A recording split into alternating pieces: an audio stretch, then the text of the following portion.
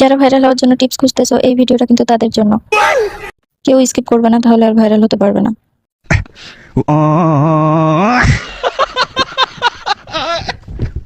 তো ভাইরাল হওয়ার জন্য প্রথমেই যেটা করতে হবে সেটা হচ্ছে চিরুনি দিয়ে জোরে জোরে টেনে টেনে চুলগুলোকে আঁচড়ে নিতে হবে, যাতে 3 ইঞ্চি গুটিয়ে থাকা চুলগুলো আবার লম্বা হয়ে যায়। আর এইভাবে ঠিক লাইটটা আগে জ্বেলে নেবে, না হলে কিন্তু ফোনের ক্যামেরায় তোমাকে পরিষ্কার দেখা যাবে না, অন্ধকার অন্ধকার লাগবে।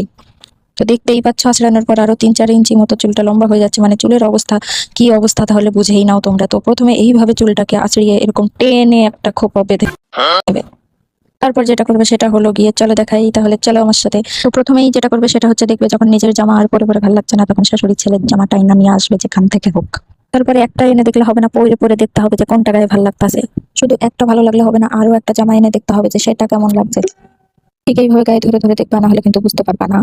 তো আমি যেহেতু সব চাইতে সহজভাবে ভাইরাল হওয়ার টিপস দিচ্ছি, তো প্রথমেই তোমাদের কি করতে হবে, ক্যামেরাটাকে আবার সেট করে নিয়ে এইরকম একটা সরু দেখে গলায় একটা চেন পরে নিতে হবে। তারপর এটাকে নিয়ে সামনে ঘুরাইয়া এটা রেসটাকে সুন্দর করে লাগাই নিতে হবে।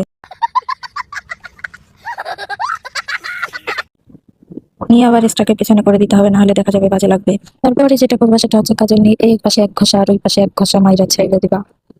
তারপর যখন শাশুড়ি ছেলেকে বলে বলে লিপ লাইনার এনে নাই দেবে, তখন হচ্ছে তোমাকে লিপস্টিক দিয়ে লিপ লাইনার বানিয়ে নিতে হবে। লিপস্টিকের এক ধার সুন্দর করে এক ধার দিয়ে ঠোঁটটাকে এঁকে নিতে হবে। বেশি মাঝখান দিয়ে আঁকতে গেলে আঁকতে পারবা না, তো চেষ্টা করবা না মাঝখান দিয়ে, এক ধার দিয়ে চেষ্টা করবা আঁকার। দেখো ঠিক এমন করে এঁকে নিবা, এরকমটাই বেশি ভালো লাগছে, আর বেশি ঘষাঘষি দরকার নেই। লিপস্টিক বাকিটা ফিল্টারে কাজ হয়ে যাবে, তো একটু ভালো করে দেখে নিবা। তারপরে যেটা করবা সেটা হচ্ছে আইলাইনার। আইলাইনার যদি আঁকতে না পারো, এক চোখে এইভাবে বন্ধ করে এঁকে নিবা। তারপরে যদি আঁকতে আঁকতে ঘেটে যায়, এইভাবে নিয়ে মুছে চুলে মুছে দেবা। চুলে মুছে নিয়ে তাও যদি না পরিষ্কার হয়, এইভাবে গায়ে নাইটি তুলে নিয়ে মুছে নিবা ভালো করে, যাতে না কালো দেখা যায়।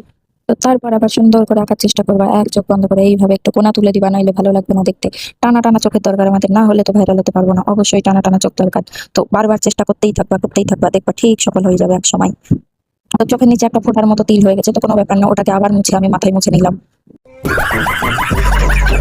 সব চাইতে বড় যে ব্যাপারটা সেটা হচ্ছে নো মেকআপ। মেকআপ করার কোনো প্রয়োজন নেই, কারণ আমাদের ফিল্টার আছে। তো চলো তারপর একটা টিপ করা যাক কপালে, নাইলে তো ফাঁকা ফাঁকা লাগতাছে কপালটা। তো তারপরে দেখে খুঁজে খুঁজে একটা লাল রঙের টিপ বের করতে হবে, যেহেতু লাল কালারের নাইটি পরে আছে আর আমি লাল টিপ ছাড়া করবো না।